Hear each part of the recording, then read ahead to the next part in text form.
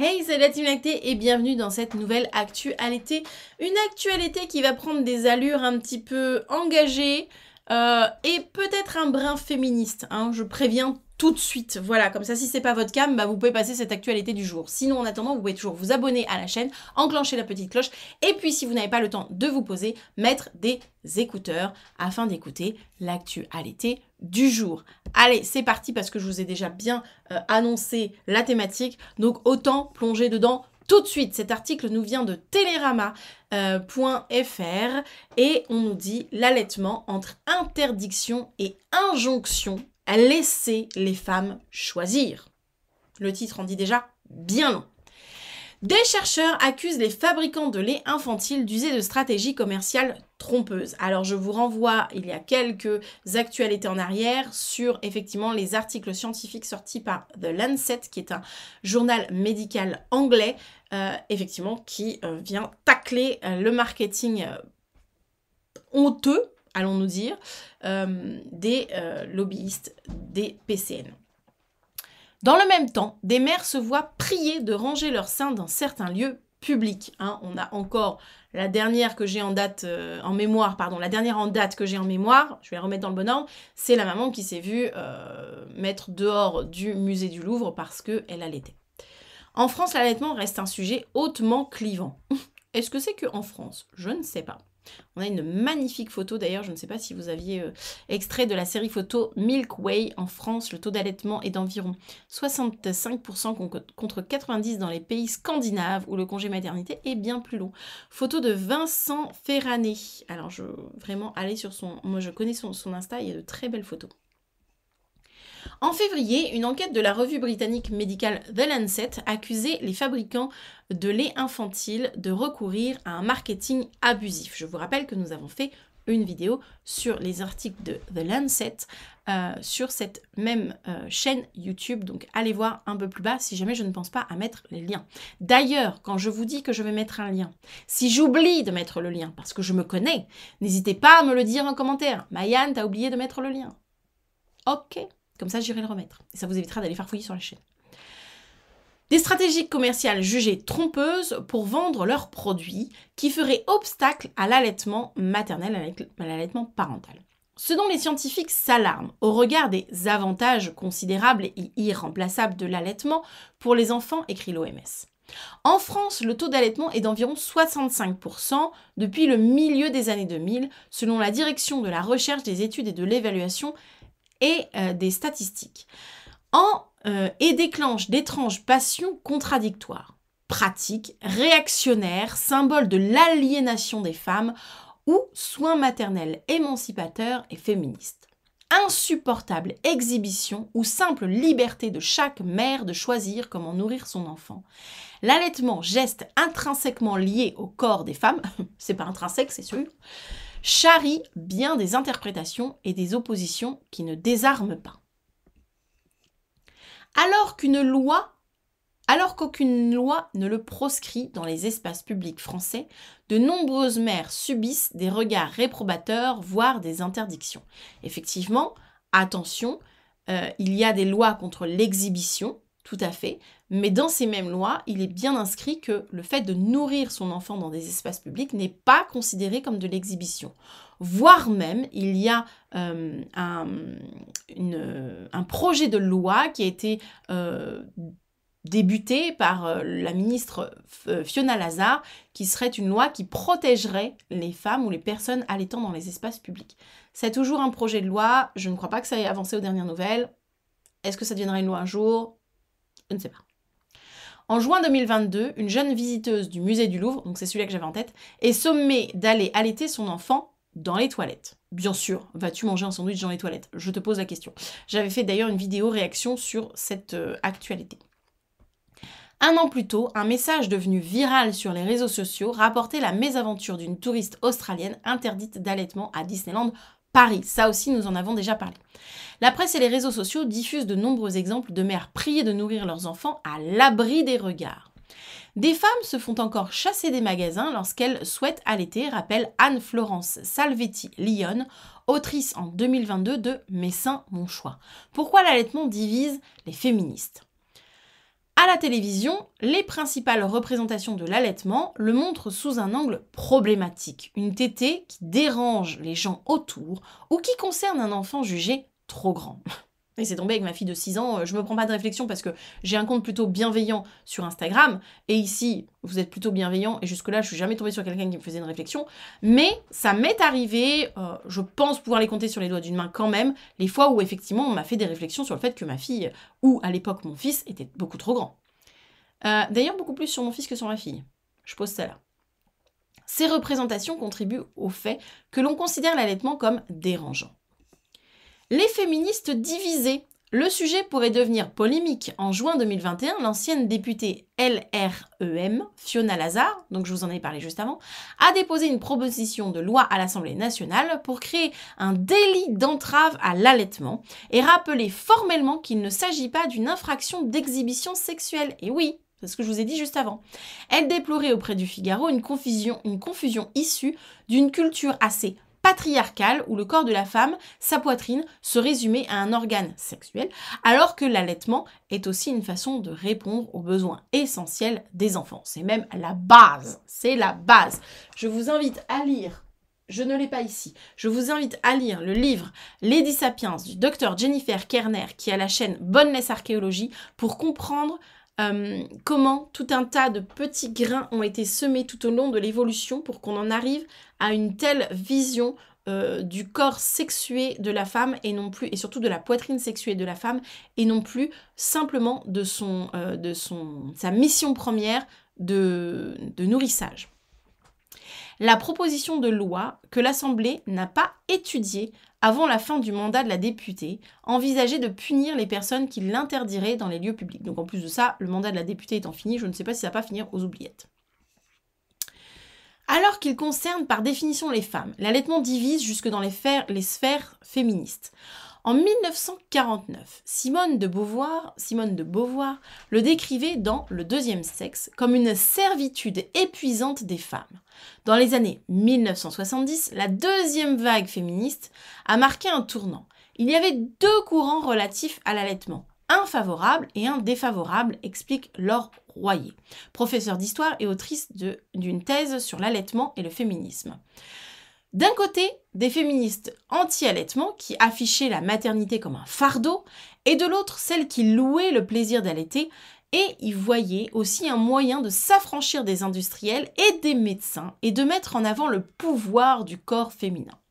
50 ans plus tard, ces deux camps n'ont pas désarmé. Oui, mais il existe un cinquième camp qui s'appelle les féministes biologiques, et on en parle peu, et on n'en parle pas et peu, qui sont des féministes qui considèrent que les deux sont alliables. À la fois le fait d'avoir des carrières professionnelles, le fait d'avoir une équité, salaire, etc. Donc ils sont dans le fait de...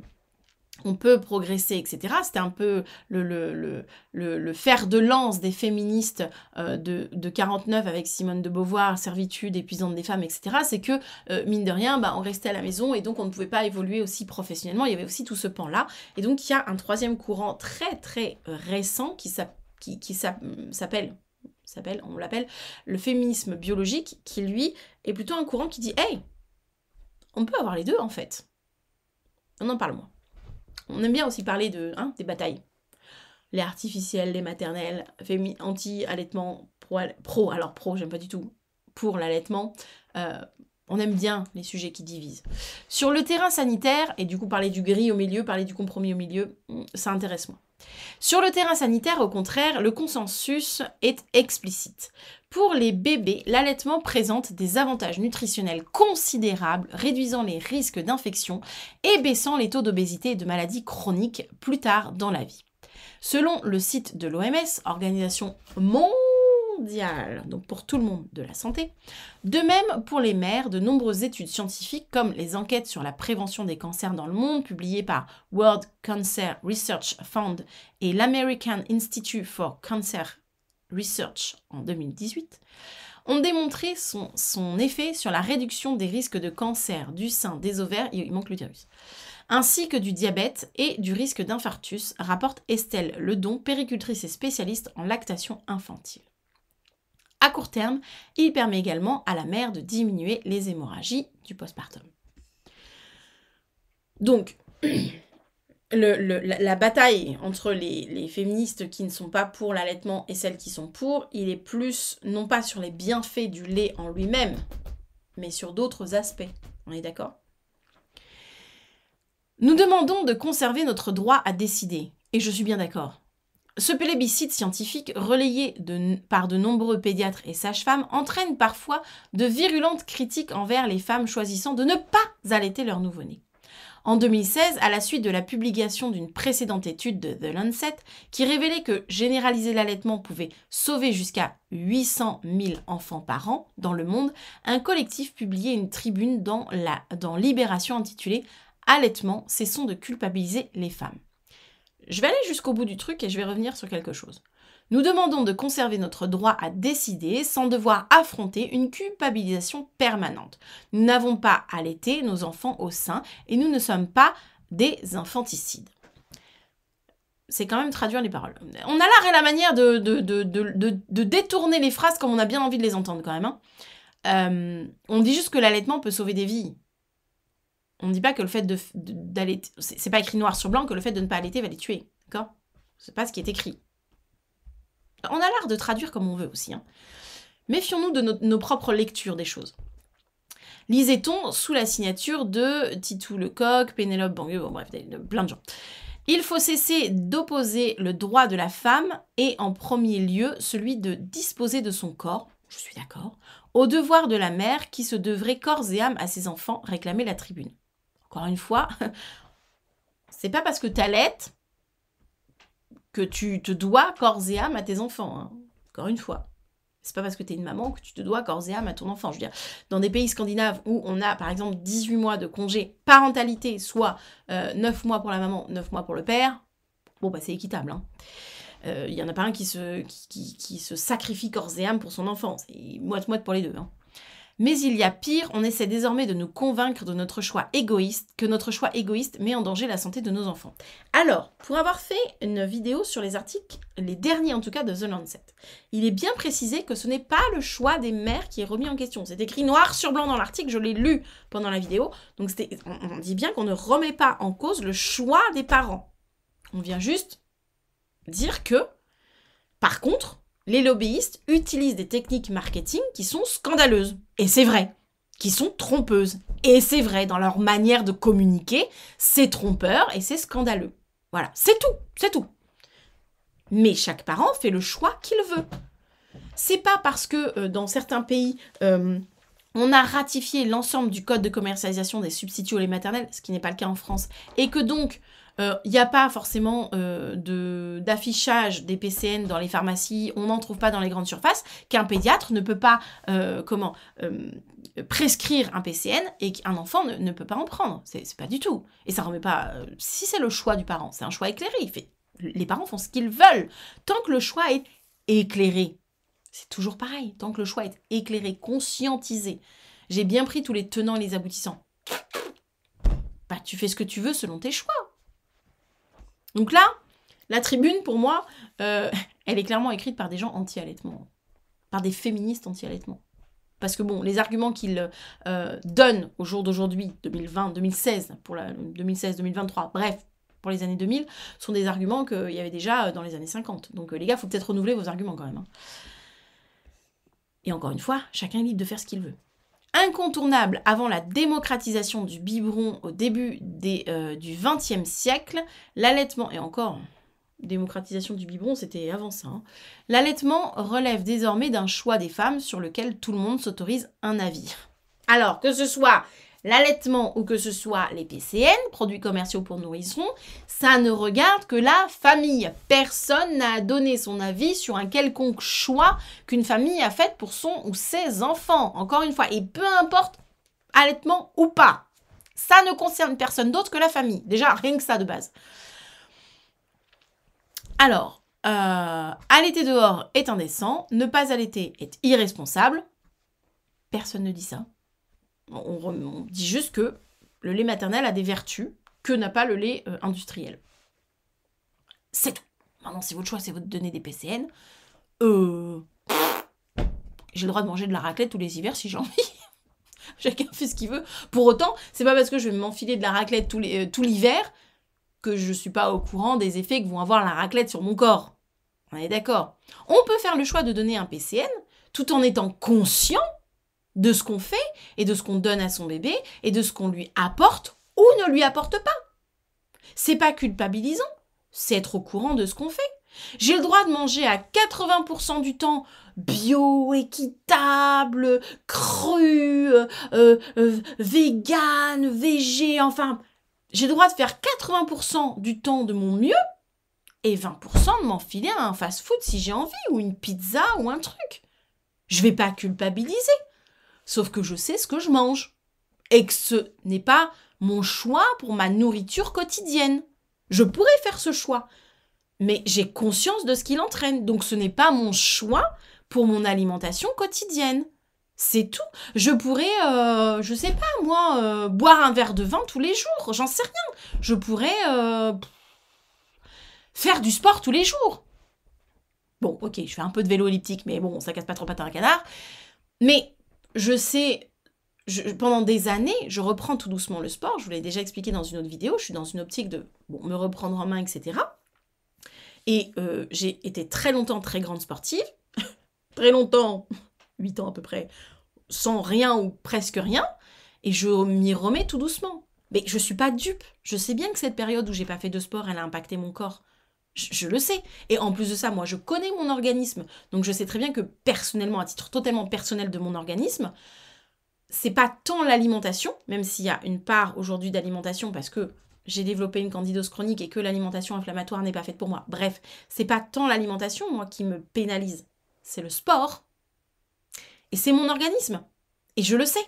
Et donc je sais que ne pas avoir fait de sport pendant tant de temps, et je le savais, pendant la période où je faisais pas de sport, ce que j'imposais à mon corps, ben c'est pas grave, hein, j'ai pas culpabilisé en me disant « Oh là là, oh, je fais pas de sport, ben voilà. » À toutes celles qui sont ici, qui font du sport, elles sont que là pour me culpabiliser.